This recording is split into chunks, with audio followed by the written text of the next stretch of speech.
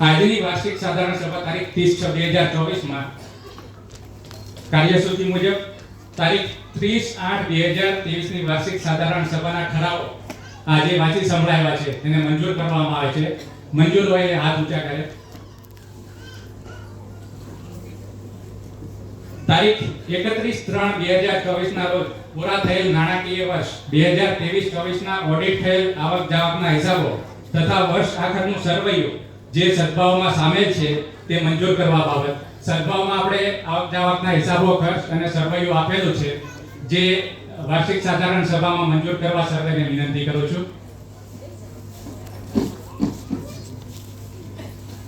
નાણાકીય વર્ષ 2024-25 ને માટે સામાન્ય સભ્યો, આજીવન સભ્યો, સદભાવ આજીવન સભ્યો, ખુશીભેટ, દાન, ભૂમિદાન, વાડી ફંડ, શ્રાવણી ફંડ તથા અન્ય ફંડો માટે રકમ નોંધાવવા બાબત.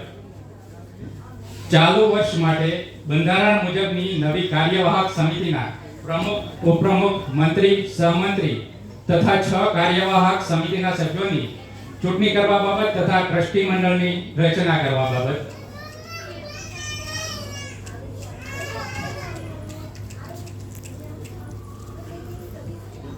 અધિચ્છ સહસ્ત્ર 60 જ્ઞાતિ 450 જ્ઞાતિના પ્રમુખ તરીકે હું શ્રી મનીષભાઈ વ્યાસનો પ્રસ્તાવ મૂકું છું. મારા તરફથી એમનો ટેકો છે.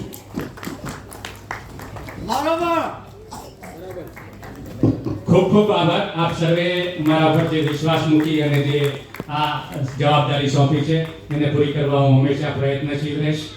આભાર. ઉપપ્રમુખ તરીકે હું શ્રી ધર્મેન્દ્રભાઈ પંડિતને ચાલુ રહેવા વિનંતી કરીશ.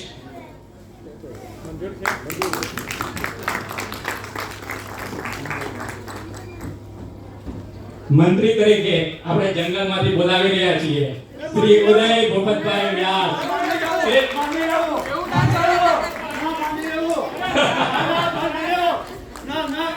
પકડીને પૂરી દો, પકડીને પૂરી દો. આ બધા જ કાર્યક્રમોમાં યુવક મંડળ સાથે એમની ખૂબ જ જવાબદારી હોય છે. બધા જ કાર્યક્રમ માટે એમને ખૂબ ખૂબ તાળીઓથી વધાવી લઈએ.